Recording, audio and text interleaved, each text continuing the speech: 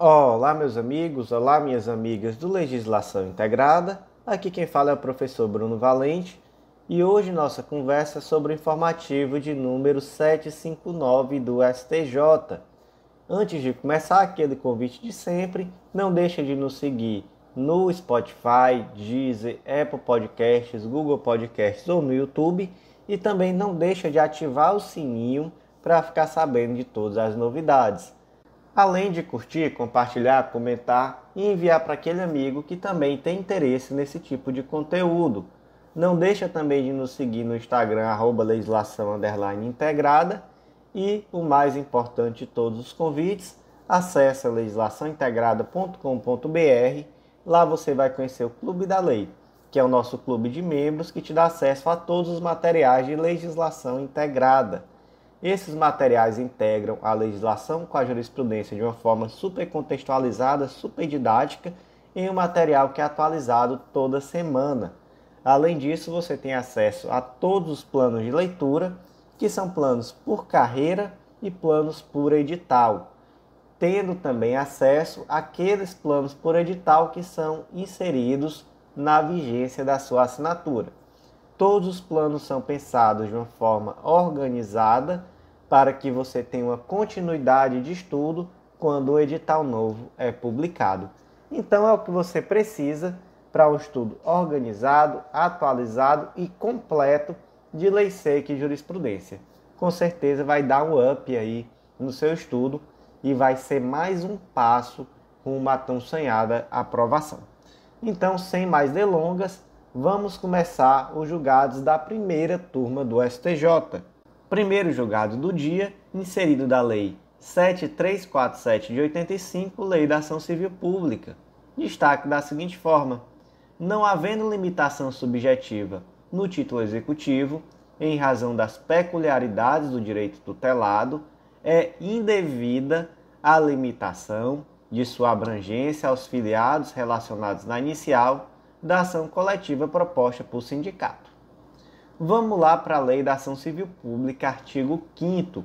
Lá no artigo 5º vai determinar quem são os indivíduos legitimados para propor ação civil pública, bem como a respectiva ação cautelar. Dentre esses, lá no inciso 5º, você tem a associação. E aí a associação ela tem que concomitantemente estar constituída há pelo menos um ano nos termos da lei civil. Essa questão do requisito temporal pode ser dispensada, conforme sabemos, de acordo com o caso concreto. E ela tem que incluir, dentre as suas finalidades, proteção ao patrimônio público, social, meio ambiente, consumidor, ordem econômica, livre concorrência, direitos raciais, étnicos ou religiosos, ou patrimônio artístico, estético, histórico, turístico e paisagístico. Por que eu li isso? A gente está falando de sindicato. Por que eu li aqui esse dispositivo que trata sobre a associação? Porque o sindicato nada mais é do que um tipo de associação, que é uma associação entre indivíduos em virtude de uma categoria profissional. Então, é nesse dispositivo que se fundamenta a legitimidade do sindicato para propor ação civil pública. Gente, o sindicato, quando propõe uma ação civil pública, ele atua por representação processual ou por substituição processual? Isso é importante, professor. Qual a diferença? Gente, isso é importantíssimo. Quando o indivíduo atua por representação processual, ele está atuando em nome de terceiro. Quando ele atua em substituição processual, ele atua em nome próprio, tutelando o direito de terceiro. O efeito disso é que, nesse caso da substituição processual, que eu já adianto respondendo à pergunta, na ação civil pública, o sindicato atua em substituição processual. Então, nesse caso, a exigência do rol de filiados que vão ser representados ali naquela petição inicial não faz sentido de existir. E não faz sentido porque não há representação. Se fosse uma ação em que o sindicato atua como representante processual, aí seria necessário, de fato, que fosse relacionado à lista daqueles indivíduos que estão representados naquela petição, naquela ação. Mas aqui o sindicato está agindo como substituto processual. Então, como substituto processual, ele está tutelando em nome próprio o direito de toda a categoria, legal? Portanto, o que aqui se decidiu? Que, olha, não existindo uma limitação subjetiva no título executivo. O título executivo aqui, no caso, vai ser a sentença coletiva. Em razão das peculiaridades do direito tutelado, é indevida a limitação de sua abrangência aos filiados relacionados na inicial na ação coletiva proposta por sindicato. Então, portanto, não é possível fazer essa limitação do efeito dessa sentença coletiva tão somente a um ou outro indivíduo que esteja relacionado na inicial. Aqui se atua como substituto processual e toda a categoria é beneficiada. Próximo julgado do dia, inserido na Constituição Federal, destaque da seguinte forma: existe interesse de agir na proposição de ação ordinária, objetivando a anulação de débito fiscal com fundamento na ocorrência de erro perpetrado pelo contribuinte no preenchimento de declaração de crédito tributário federal, ainda que inexistente prévio requerimento administrativo. Onde é que a gente inseriu esse julgado? Artigo 5º, inciso 35. A lei não excluirá da apreciação do Poder Judiciário lesão ou ameaça a direito. Qual foi o caso concreto aqui? Um indivíduo preencheu de forma equivocada uma declaração de crédito tributário federal. Por conta desse preenchimento incorreto, houve um lançamento do tributo e a cobrança desse tributo a maior do que deveria. O indivíduo, ele, ao invés de procurar administrativamente a correção desse tributo, desse lançamento tributário, ele requereu judicialmente. E aí se disse, olha, não há interesse de agir, porque para que esse interesse de agir existisse, ele deveria primeiro ter tentado administrativamente e, em não conseguindo, aí sim seria possível a tutela do Poder Judiciário. Essa interpretação está correta? Está correta em partes.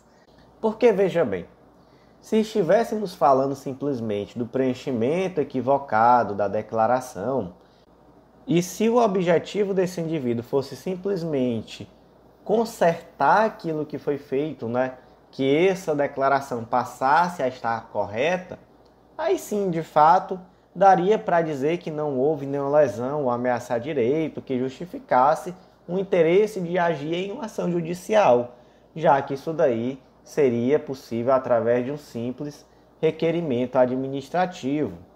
Mas no caso concreto, o que o indivíduo busca na ação não é a simples correção da declaração, é a anulação de um crédito tributário exigível. Porque, veja bem, ele preencheu equivocadamente, desse preenchimento equivocado já houve um lançamento tributário e já existe um crédito tributário exigível. O que ele está requerendo não é tão somente a correção da declaração, é a anulação de um crédito tributário exigível. E aí, de fato, é possível sim dizer que existe uma lesão ou ameaça a direito. Então, existe sim o interesse de agir. Ele até poderia requerer administrativamente primeiro, poderia.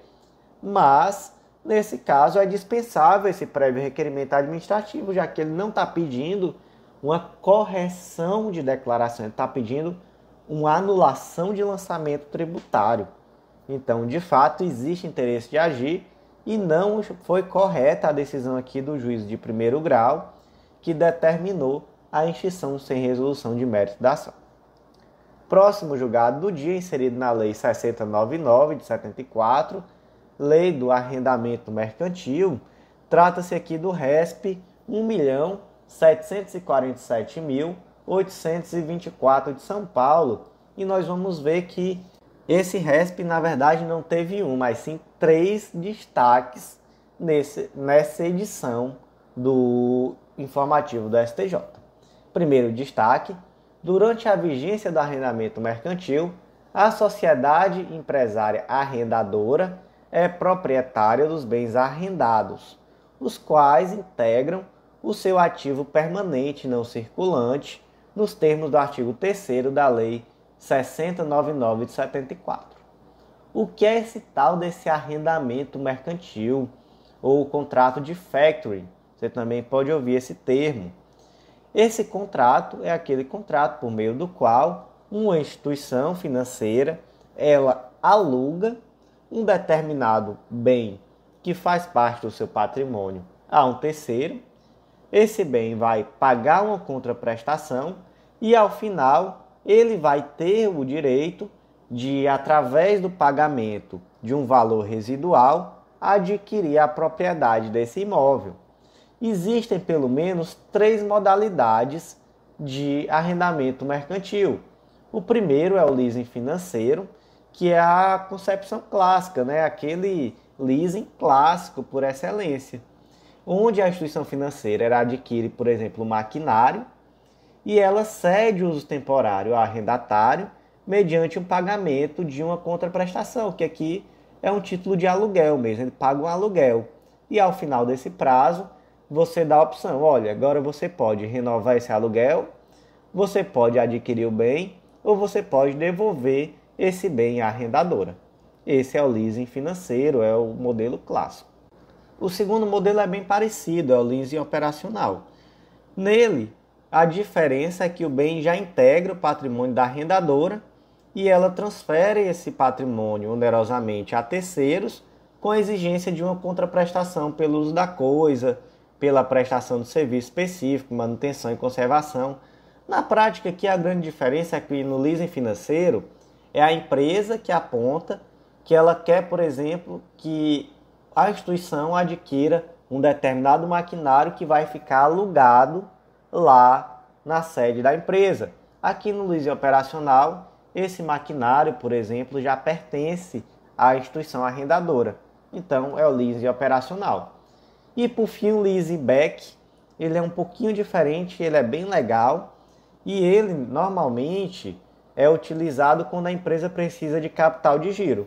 Então imagina, por exemplo, que a empresa tem um maquinário que vale R$1 milhão, mas ela está precisando urgentemente de capital de giro e ela não pode abrir mão desse maquinário. Então o que ela faz? Ela procura uma instituição financeira, ela vende, ela aliena esse maquinário à instituição financeira, que por sua vez aluga o maquinário para a empresa, ou seja, o maquinário nunca saiu da sede da empresa, mas ele agora vai ser de propriedade da instituição financeira. Mas essa empresa vai pagar um aluguel. Mas passado esse momento aqui de revisão, vamos para o que interessa em relação a esse julgado. Como esse bem é classificado em relação à empresa arrendadora, a instituição financeira aqui normalmente, né? Então, quando a gente está falando em arrendadora, é aquela que é propriedade do bem e aluga o bem a um terceiro, tá bom? Como esse bem é classificado? Esse bem é classificado como um ativo imobilizado, um capital não circulante. É um ativo permanente imobilizado e, portanto, não circulante. Qual o efeito prático disso? A gente vai ver já no próximo julgado qual é o efeito prático disso. Mas por que é um ativo permanente, não circulante, capital imobilizado? Porque não existe ali uma disponibilidade daquele bem. Essa instituição financeira, ela não tem como pegar esse bem e vender. Esse bem está ali imobilizado. É um ativo permanente, não circulante. Próximo julgado do dia, e aí lembrando, é o mesmo julgado, só que é outro destaque. Foi inserido na Lei 9718, que altera a legislação tributária federal. Destaque da seguinte forma: a receita decorrente da alienação dos bens objetos de operação de leasing, no qual a instituição financeira figura como arrendadora, é excluída da base de cálculo da contribuição do PIS/COFINS. Então, lembra da pergunta que eu acabei de fazer? Qual o efeito de ser um ativo imobilizado? Está aqui. Artigo 3º. O faturamento a que se refere o artigo 2º compreende a receita bruta, parágrafo 2º. Para a determinação da base de cálculo das contribuições a que se refere o artigo 2º, e aqui é o PIS, PASEP e COFINS, exclui-se da receita bruta. Inciso 4. As receitas de que trata o inciso 4 do artigo 187 da Lei 6404, decorrente das vendas de bens do ativo não circulante, classificado como investimento, imobilizado ou intangível. Portanto, meus amigos, o efeito prático aqui é a alienação desse objeto em operação de leasing está excluída da base de cálculo de contribuição de PIS/COFINS. Por quê? Porque se trata de um ativo permanente não circulante, de capital, ou melhor, de ativo imobilizado. Próximo destaque do dia, também referente aqui ao mesmo julgado, só que agora o destaque foi lá na Lei 8.212, que é a Lei das Normas Gerais da Seguridade Social. Destaque da seguinte forma: as instituições financeiras descritas no artigo 22, parágrafo 1º da Lei 8.212 de 91 podem deduzir da base de cálculo das contribuições ao PIS e da COFINS as receitas oriundas da alienação de bens do ativo permanente.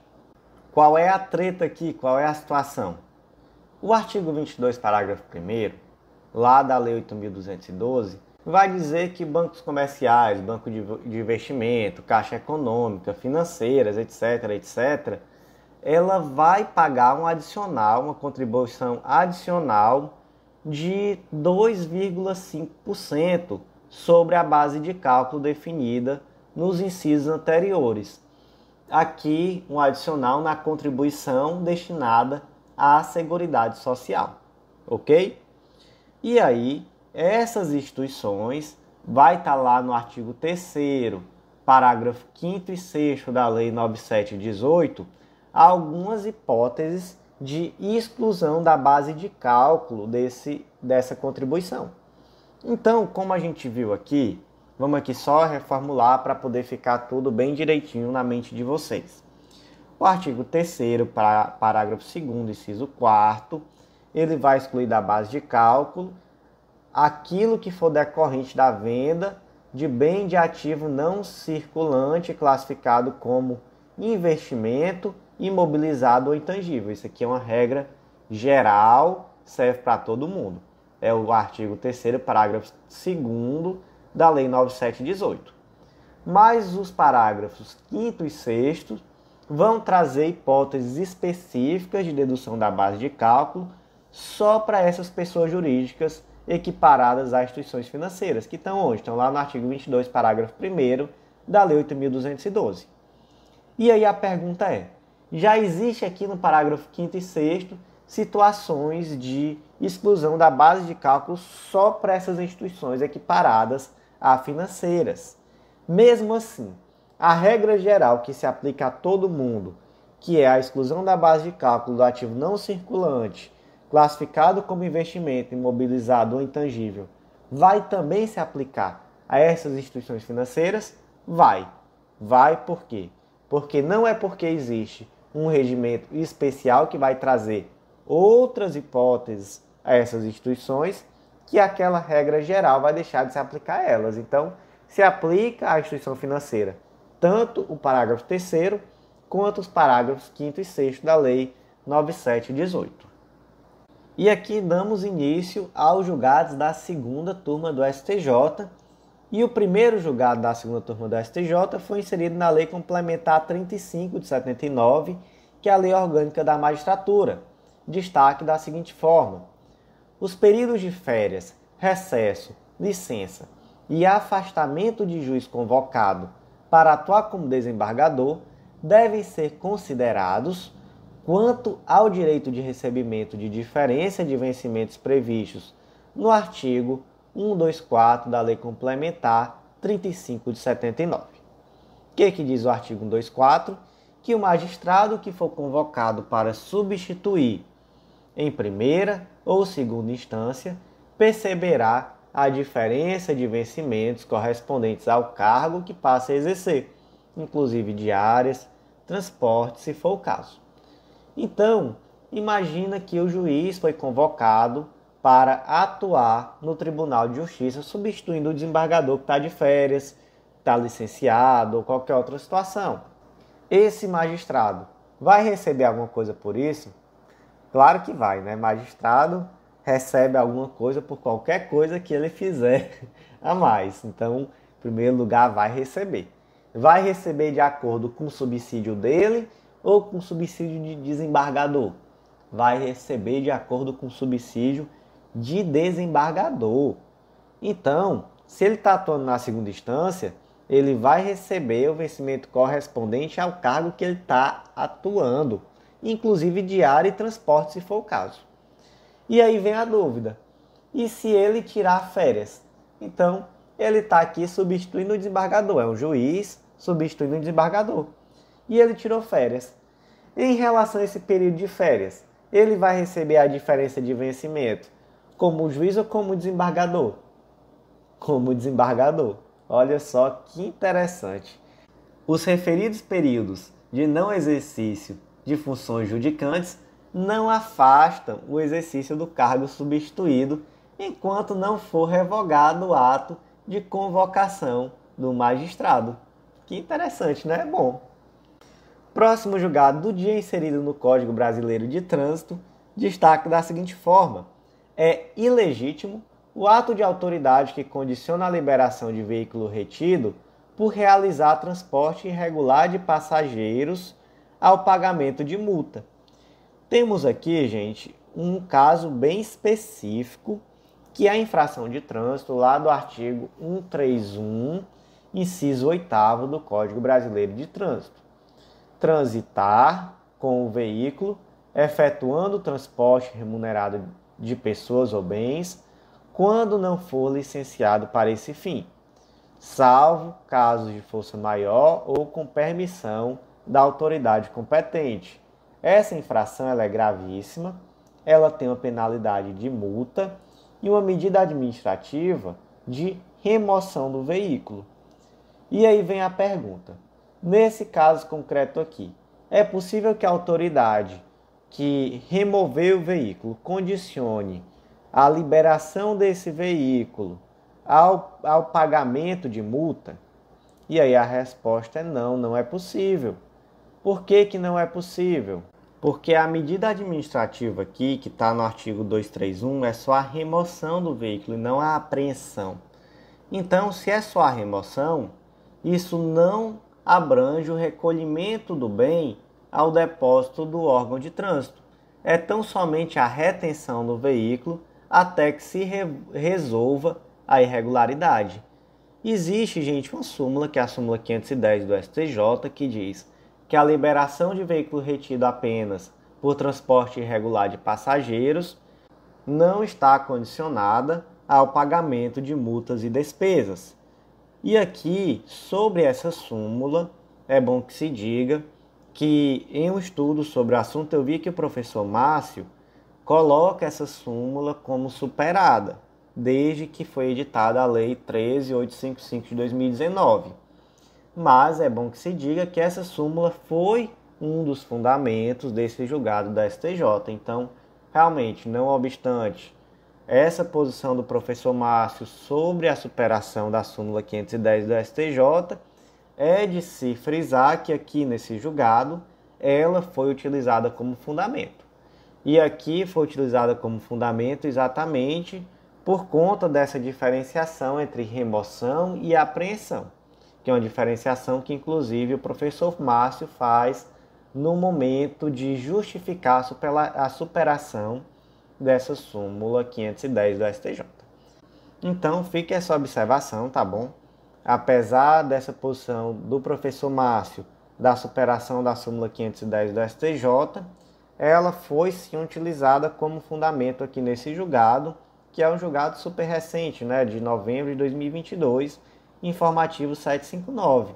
Então, naturalmente, até acredito que quando o professor Márcio for analisar esse julgado, ele deve sim ou reavaliar a superação dessa súmula, ou realmente trazer essa divergência nesse sentido. Vou aguardar, já que é um professor, porque eu tenho profunda admiração e acompanho o trabalho já há um tempo, e realmente gosto muito de acompanhar tudo aquilo que ele traz sobre jurisprudência do STF e STJ. Fica essa ressalva então para você e vamos aguardar o que o professor Márcio tem para nos dizer, mas de início penso que essa súmula não está superada. Próximo julgado do dia, inserido no Estatuto dos Militares, Lei nº 6880 de 1980, destaque da seguinte forma: o recebimento de pensão por morte estatutária não afasta a qualidade de dependente da mãe viúva, na forma da redação original do artigo 50, parágrafo 3º-B do Estatuto dos Militares, para reconhecimento do direito à assistência médico-hospitalar custeada por Fundo de Saúde Militar. Vamos lá. O artigo 50, parágrafo 3º-B, trazia na sua redação original que são direitos dos militares, aí parágrafo 3º, pode ainda ser considerado dependente do militar, desde que não receba rendimento e seja declarado por ele na organização militar competente. Aí nós temos aqui o inciso B, a mãe solteira, a madrasta viúva, a sogra viúva ou solteira, até a sogra, né, gente? Bem como separadas judicialmente ou divorciadas, desde que em qualquer dessas situações não recebam remuneração. Então, olha só como previdência de militar é boa, né? A previdência do militar ampara até a sogra viúva ou solteira. Quem dera uma previdência dessa para mim. Mas também, vamos lá, né? Desde 2019, essa disposição foi revogada. Muito recente, né, gente? Até 2019, a sogra viúva solteira estava amparada pela previdência dos militares. Vamos lá. Dentre os direitos dos militares, está lá no artigo 50, inciso 4, está nas condições e nas limitações impostas por legislação e regulamentação específicas os seguintes: assistência médica hospitalar para si e seus dependentes, assim entendida como um conjunto de atividades relacionadas com a prevenção, conservação ou recuperação da saúde, abrangendo serviços profissionais médicos, farmacêuticos e odontológicos, bem como o fornecimento, a aplicação de meios e os cuidados e demais atos médicos e paramédicos necessários. Então, olha só que legal. O dependente ele tem direito a essa assistência médica hospitalar para si, né? Então, o militar, melhor dizendo, tem direito a essa assistência médica hospitalar para si e para seus dependentes, ok? Temos aqui que essa mãe solteira, ela é dependente porque ela tem um direito adquirido. Então, ela já era dependente antes da Lei 13.954 de 2019, que retirou essa condição. Legal. Próximo passo. Ela, para ser dependente, ela não pode receber renda, tá bom? Ela não pode receber renda. Só que essa mãe viúva, ela recebe uma pensão por morte estatutária. Mesmo assim, ela pode ser considerada dependente e ter assistência médico hospitalar?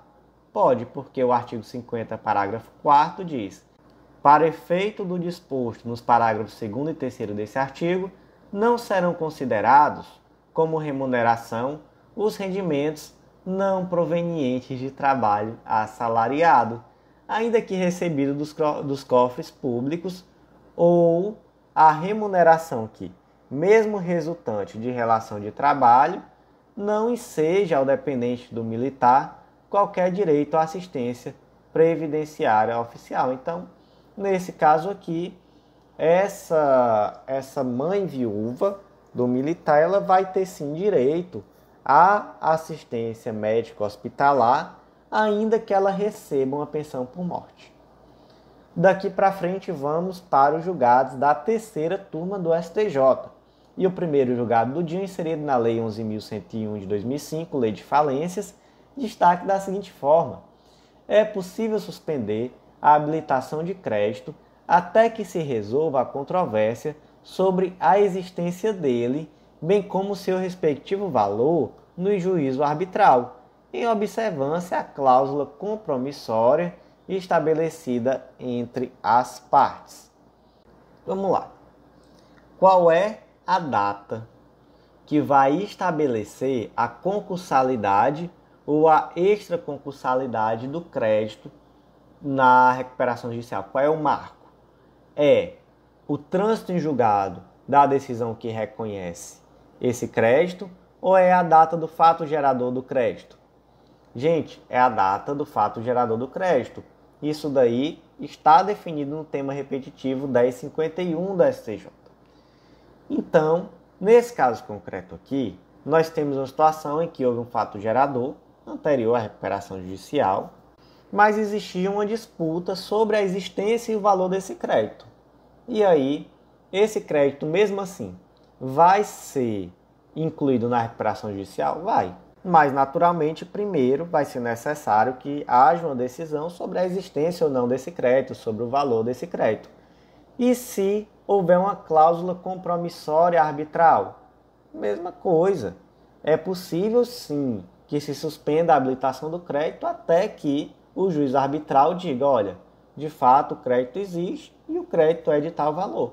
O momento que isso acontece vai ter efeito na concursalidade ou extraconcursalidade do crédito? Não, né? O crédito vai ser concursal aqui de qualquer jeito. Então, procedimento correto, suspende a habilitação do crédito, espere o juiz arbitral determinar valor do crédito, existência do crédito, depois habilita. Próximo julgado do dia inserido no Código de Processo Civil, destaque da seguinte forma: após a alteração do artigo 921, parágrafo 5º do CPC, promovida pela Lei 14.195 de 2021, o reconhecimento da prescrição intercorrente e a consequente extinção do processo obstam a condenação da parte que deu causa à ação ao pagamento de honorários sucumbenciais. O que tem lá agora no 921, parágrafo 5º, desde a Lei 14.195 de 2021? O juiz, depois de ouvidas as partes, no prazo de 15 dias, poderá, de ofício, reconhecer a prescrição no curso do processo e extingui-lo sem ônus para as partes. Então, gente, a Lei 14.195 de 2021, que ela foi originada da conversão de um MP, foi a medida provisória 1040. Ela modificou um pouco, ou até substancialmente, né? Ela modificou esse procedimento do reconhecimento da prescrição intercorrente. Desde então, quando não se localiza o executado ou bem penhorável, o processo e o prazo prescricional só pode ser suspenso uma vez e pelo prazo máximo de 1 ano. E além disso, quando se reconhece a prescrição intercorrente, há a extinção do processo sem ônus para qualquer das partes, exequente ou executada. Inclusive, isso vem para retirar alguns absurdos. Já vi, por exemplo, inclusive teve decisão recente da STJ desfazendo esse absurdo em que o indivíduo exequente não conseguiu satisfazer seu crédito e depois ainda foi condenado em honorário de sucumbência. Porque, enfim, a execução foi frustrada. E aí você imagina um absurdo, o indivíduo não conseguiu resolver a sua situação, ele tinha direito ao crédito reconhecido pelo Poder Judiciário, ele não conseguiu o dinheiro dele e ele ainda teve que pagar honorários.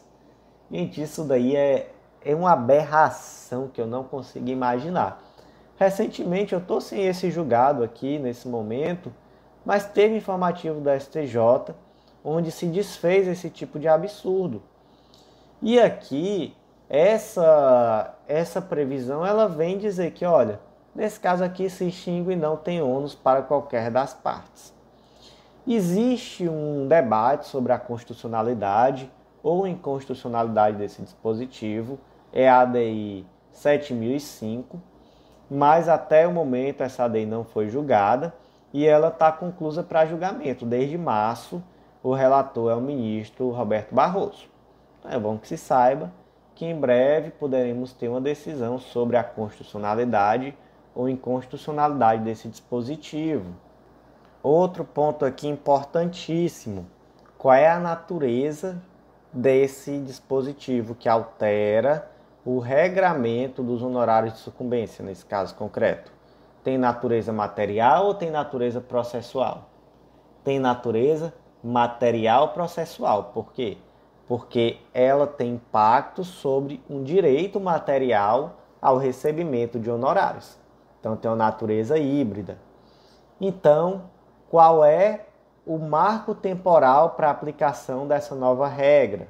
Porque, gente, nós temos aqui uma situação diferente, né? Que se for uma regra material ou processual. Sendo certo que no caso de uma norma de natureza processual, a regra é a aplicabilidade imediata. Só que como se trata aqui de uma norma de natureza híbrida, o marco aqui para a aplicação vai ser a data da prolação da sentença. Por quê? Porque só no momento da prolação da sentença é que existe um nascedouro do direito ao honorário. Então, se foi proferida uma sentença com condenação de honorários antes dessa lei, que aqui o marco da publicação foi 26 de 8 de 2021, continua sendo aplicável a lei antes dessa modificação. Se foi após 26 de 8 de 2021, aí você aplica a Lei 14.195 de 2021. Próximo julgado do dia, inserido no Código de Processo Civil, destaque da seguinte forma: não faz coisa julgada sob a integralidade da relação jurídica o pronunciamento judicial que aprecia relações de trato sucessivo que sofrem modificação de ordem fática e jurídica no tempo. Gente, aqui é uma questão da existência ou não de coisa julgada. Quando é que tem coisa julgada? Está lá no 337, parágrafo 4º do CPC. A coisa julgada quando se repete a ação que já foi decidida por decisão transitada em julgado. Vou dizer aqui para vocês um exemplo prático e vocês vão me dizer se tem trânsito em julgado ou não. Vai ser um exemplo bobo, vai ser simples, vocês vão ver, vocês vão me responder. Joãozinho e Mariazinha celebraram um contrato jurídico, onde pelo período de 10 anos, Mariazinha tem que pagar um determinado valor a Joãozinho e Joãozinho tem que prestar um determinado serviço a Mariazinha. Passados 2 anos, Mariazinha propôs uma ação e disse assim: Joãozinho não está me prestando esse serviço direito. Vou propor uma ação para resolver esse contrato. E aí chegou ao judiciário e Joãozinho provou que estava prestando o serviço exatamente como foi contratado. E aí transitou em julgado e se reconheceu isso. 5 anos depois, já no 7º ano de contrato, Mariazinha disse: olha, agora Joãozinho de fato não está mais prestando serviço. Faz meses que ele nem aparece aqui, ele sumiu no mapa. Enfim, eu só encontrei ele no barzinho tomando uma. Trabalhar que é bom ele não está fazendo. Então agora eu vou propor outra ação pedindo a resolução desse contrato. E aí na hora que ela propôs, o Joãozinho disse assim: ó, não, Nanina, não. Já há coisa julgada. Foi decidido lá no ano 2 do contrato que eu estou sim prestando o serviço. Então tem coisa julgada. Não tem como decidir de novo, não. Joãozinho tem razão, gente? Gente, não, né? Joãozinho não tem razão. É uma relação de trato continuado. Já se passaram 5 anos. A sentença ela só definiu que nos 2 primeiros anos de contrato, Joãozinho, de fato, prestou o serviço de forma correta. Dali para frente, imagina o tanto de coisa que pode acontecer. Pode ser que Joãozinho, dali para frente, realmente não tenha mais prestado o serviço. Então, coisa julgada não existe. Aqui vai ter que ser avaliado novamente, porque aqui, na verdade, se trata de outra situação. É o mesmo contrato, mas aqui, certamente 5 anos é um período suficiente para existir uma modificação de ordem fática e jurídica. Então, de fato, não há coisa julgada. Foi isso que se reconheceu aqui no RESP 2.027.650 do Distrito Federal. não faz coisa julgada sobre a integralidade da relação jurídica, o pronunciamento judicial que aprecia relações de trato continuado que sofrem modificações de ordem fática e jurídica no tempo. Daqui para frente iniciamos os julgados da quarta turma do STJ e o primeiro julgado foi inserido no Código Civil, destaque da seguinte forma: o termo inicial do prazo de prescrição da pretensão ao recebimento de honorários advocatícios contratados sob a condição de êxito da demanda judicial, no caso em que o mandato foi revogado por ato unilateral do mandante, antes do término do litígio, é a data do êxito da demanda e não a da revogação do mandato. Vamos lá, qual é o prazo prescricional do advogado para executar seus honorários advocatícios? É de 5 anos, está lá no artigo 206, parágrafo 5º, incisos 2 do Código Civil. Ok? Qual o termo inicial desse prazo? O mesmo artigo 206, parágrafo 5º, inciso 2 também diz: são 5 anos contados do prazo da conclusão do serviço, da cessação dos respectivos contratos ou mandato. Essa é a regra. Então, em tese, se a gente fosse seguir a regra, aqui nesse caso, que é um contrato advocatício com cláusula ad êxitum, então o indivíduo só recebe se a ação for procedente. Nesse caso, então, se a gente fosse seguir essa regra, o prazo prescricional da cobrança dos honorários iria surgir antes mesmo de existir o honorário a ser cobrado. Por quê? Porque no curso da ação, o mandante, o cliente, revogou o mandato do advogado. Mas em que momento surgiu o honorário? Só após o fim da ação. Então, nesse caso aqui, gente, qual vai ser o termo inicial desse prazo prescricional para cobrar os honorários? Vai ser a data do êxito da demanda. Qual é a fundamentação aqui? É o princípio da actio nata. Então, enquanto não existir o crédito, como é que vai existir prescrição da pretensão de cobrar esse crédito? Não faria nem sentido, né? E aí vamos para o segundo ponto, que eu acho que eu até deveria ter tratado dele primeiro. Eu acho que até era o primeiro ponto. Eu inverti aqui um pouco a ordem das coisas.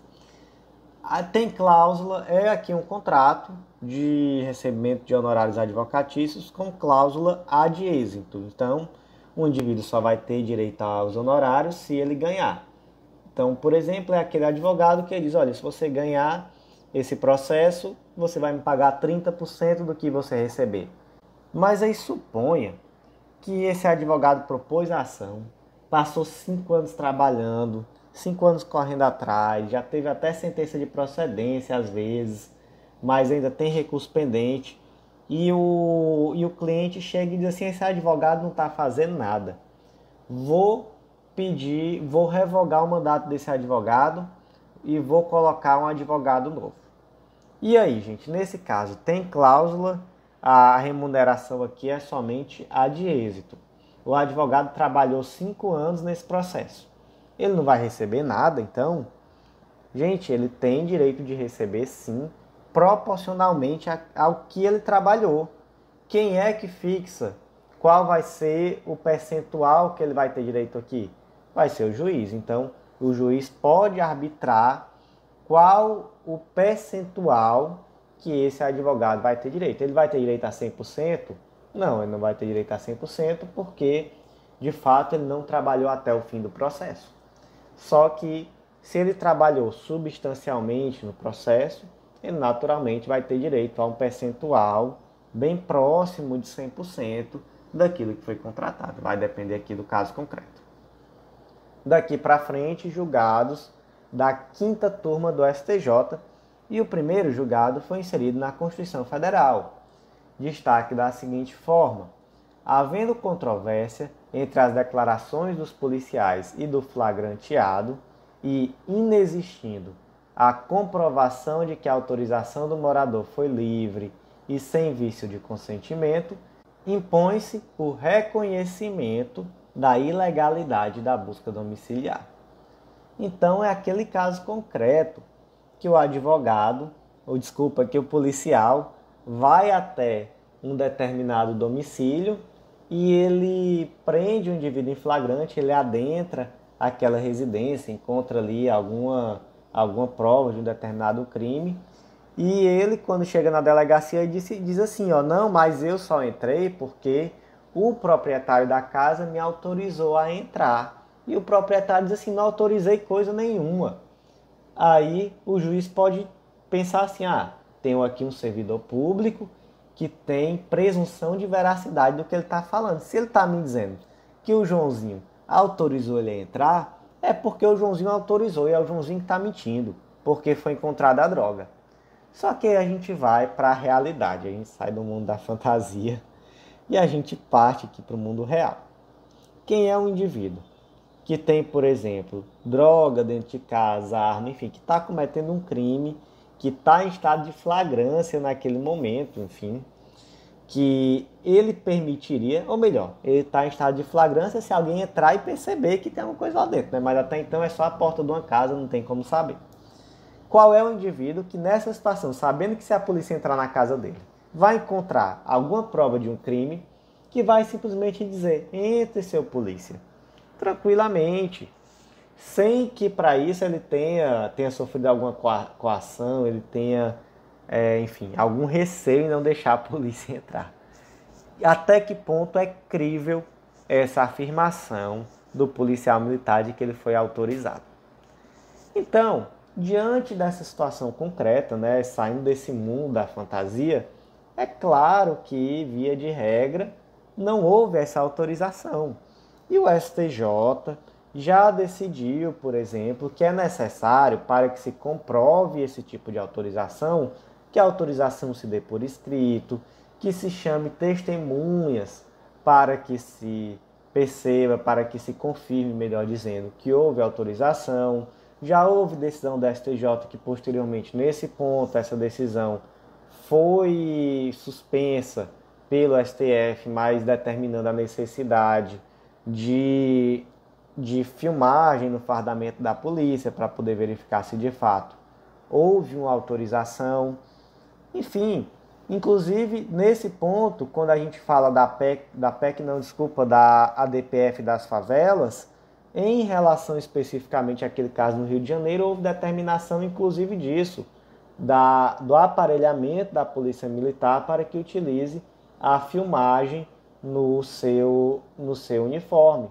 Então, assim, existe hoje já uma jurisprudência muito consolidada no sentido de que é dever do policial, quando de fato houver essa autorização do morador sem vício de consentimento para o ingresso no domicílio, que essa autorização seja feita por escrito, com testemunha, etc.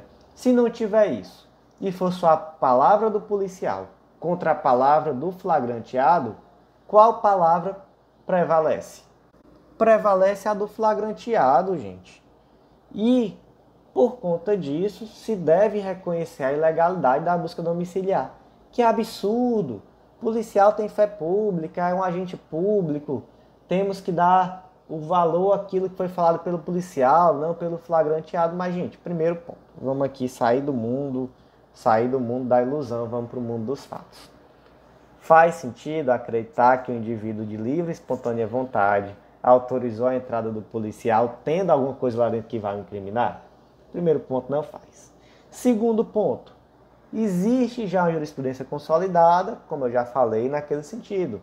Necessidade de autorização por escrito, necessidade de indicar testemunha, etc.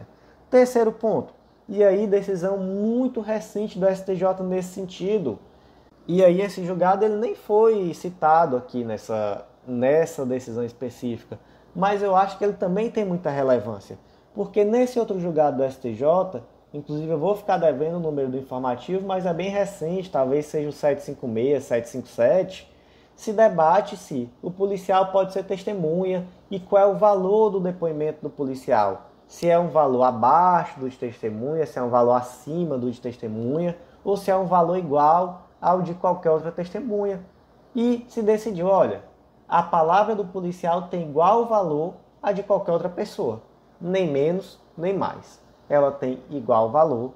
Portanto, não há como, dentro da esfera penal, partir desse pressuposto de dizer que a palavra do policial goza de presunção de veracidade quando ele vem falar, por exemplo, que o morador autorizou a entrada no domicílio livre e sem vício de consentimento. Não, isso daí realmente a jurisprudência é muito clara no sentido de que não existe, tá bom, gente?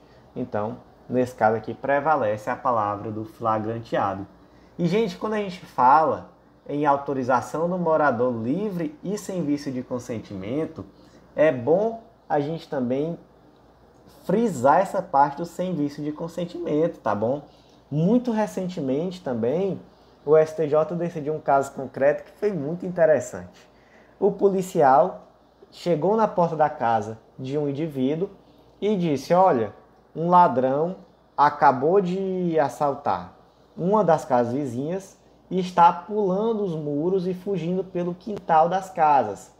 Posso entrar aqui na sua casa para ver se ele está no seu quintal? Aí o indivíduo imediatamente, claro, entre, fique à vontade. Na hora que esse policial entrou na casa, ele não foi procurar ladrão nenhum, ele já foi logo procurando droga ali, tudo, encontrou as drogas, encontrou balança de precisão, pegou esse indivíduo e prendeu em flagrante por tráfico. Quando eu comentei esse informativo, eu até brinquei que esse policial já está no ano de 2050. É um cara criativo, tira o chapéu para esse policial. Mas eu tiro o chapéu, enfim, brincando, né? Porque, claro, que essa não é uma autorização sem vício de consentimento, há um claro vício de consentimento. Então, nesse caso, o STJ também entendeu pela ilegalidade da entrada no domicílio e, consequentemente, pela ilegalidade da prisão. Próximo destaque do dia, inserido também na Constituição Federal, destaque da seguinte forma: a prerrogativa de foro não se estende a terceiro que compartilhe imóvel com autoridade não investigada. Olha só que caso concreto interessante. Primeiro lugar, vamos lembrar que lá na Ação Penal 937, o STF entendeu que o foro por prerrogativa de função é restrito ao crime cometido ao tempo do exercício do cargo e que tenha relação com o cargo. Então, o fulaninho, deputado federal, cometeu um crime no exercício do cargo em função do cargo. Beleza. Ele vai ter foro por prerrogativa de função no STF. Legal.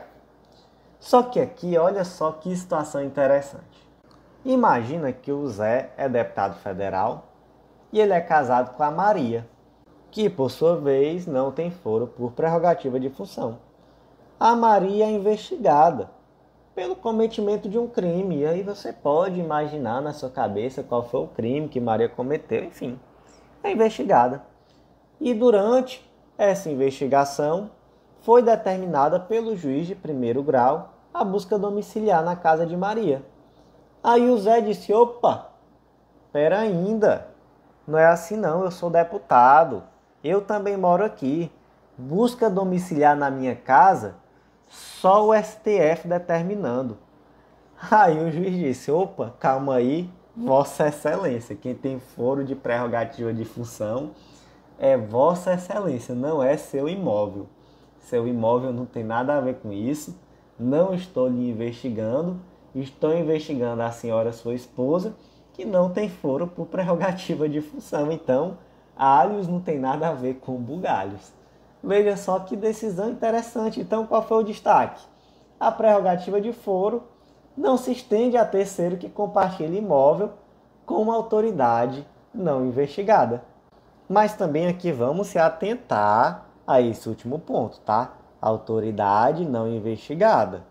Porque se a autoridade também for investigada, aí você pode ter uma medida com desvio de finalidade. Não pode, então, não, calma aí. Aí a situação é outra. Se a autoridade também é investigada, aí de fato só o STF, aqui nesse caso, poderia determinar essa busca domiciliar.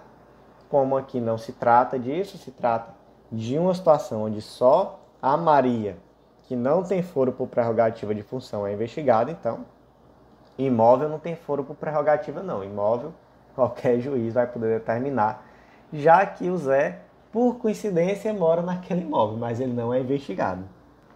E por fim, último julgado do dia, julgado da sexta turma do STJ, inserido no Código de Processo Penal.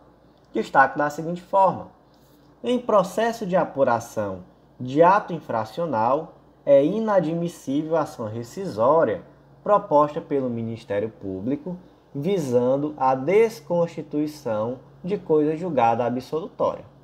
Vamos lá. Adolescente comete crime? Comete não. Adolescente comete ato infracional.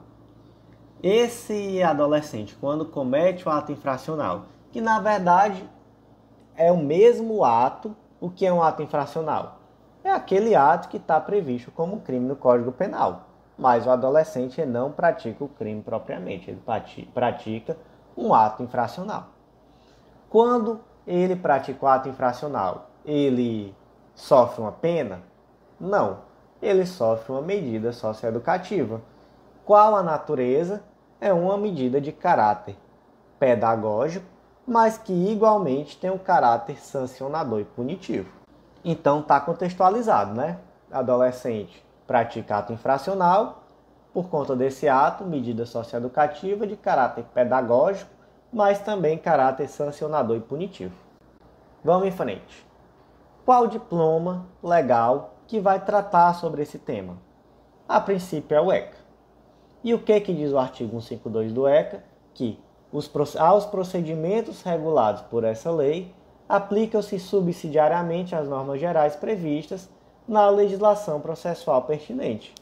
Qual é a legislação processual pertinente?